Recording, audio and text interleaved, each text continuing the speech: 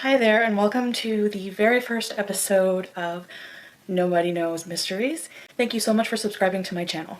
I have a very nosy cat, so this cat might make noise. It might get in places they shouldn't, and they might interfere with this story, but let's hope not too much. So in tonight's story, we will be covering the strange death of Dave Box. On a hot summer night in June of 1984, 39-year-old pipefitter Dave Box met his coworker in a restaurant parking lot, which he did routinely every night. Before heading off to the night shift, he and his coworker would take the same car to work every night. They would go to work together, and they would return together. Sadly, this would be the last shift for Dave Box. Hours later, Dave Box would disappear on the job. His remains were later found inside of a furnace in one of the plants. Some say Dave committed suicide, but skeptic coworkers and family members believe Box was murdered in order to silence him from being a whistleblower, revealing secrets of his employer that could be damaging to the plant's operations. What happened to Dave Box? One thing is for certain, to this day, nobody knows.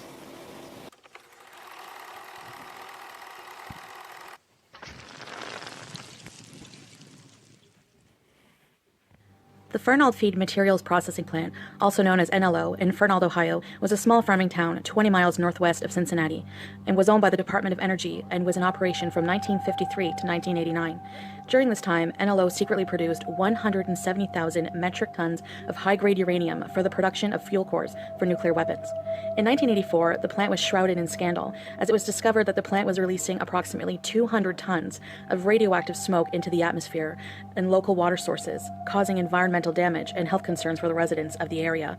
Fernald was chosen as one of the production sites because of its isolation, allowing NLO to operate in a secretive and secure location. In 1981, Dave Box was hired as a pipe fitter at NLO. He got along well with his coworkers, and his duties were to inspect and maintain the safety pumps and equipment used in the processing of uranium, always reporting like a dutiful employee would, any safety concerns or hazards to his supervisor and other employees who might be in danger on the job. On the night of his disappearance, Box and his coworker, Harry Easterling, arrived together at work, and at midnight, Box was assigned to Plant 8 and Easterling to another area. During the night shift, only supervisors and the maintenance crew were working. The production line of workers did not work overnight. Plant 8, notably, the plant Box was assigned to, was also the plant that produced 4 times the amount of radiation of other plants on location.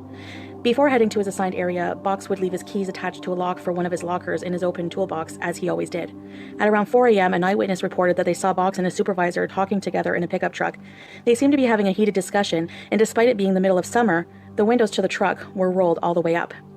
At 5 a.m., the same witness reported seeing Box again. This time Box seemed a bit distraught and was heading in the direction of Plant 4 and not Plant 8, where he was originally assigned to. This was the last time Box was seen alive. Later that morning, Easterling noticed Box was not present for a safety meeting in Plant 4.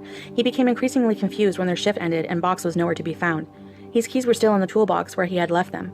Easterling left and told himself maybe Box was working overtime. But at 11 p.m. that night, Easterling arrived at the restaurant to meet Box again to go to work. Box's car was parked in the same spot that it had been from the night before. The hood was cold and Box was nowhere to be found.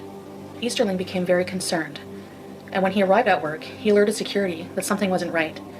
After reporting Dave Box missing, Easterling also noticed that Dave's keys were still in the open toolbox, the same location they had been the night before. An investigation would soon begin at NLO.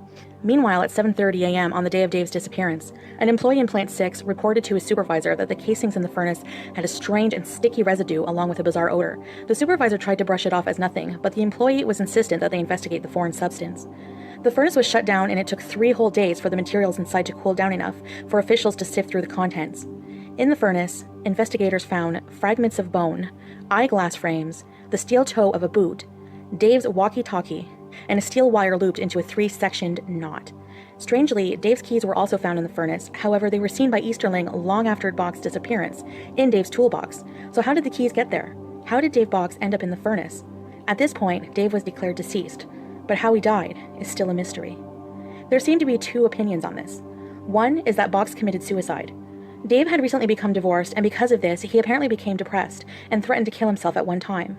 This would also explain why Box seemed distraught at work the night of his disappearance when the witness saw him heading to Plant 4. His family, however, disagree with this claim. They think he was murdered because he was threatened to be a whistleblower and leak NLO's secrets, and that he would never have committed suicide. I know my father did not commit suicide. He had purchased groceries for the week. He was planning a vacation with me and my younger brother for the following summer to Florida. In 1989, NLO was finally shut down, and several lawsuits were processed against the processing plant by local residents who were exposed to high levels of radiation. Sadly, the family of Dave Boggs will never be able to bury the remains of their relative, for his remains are too radioactive to put in the ground. As a result, they are sealed in a drum in a Nevada test site. Thank you for watching.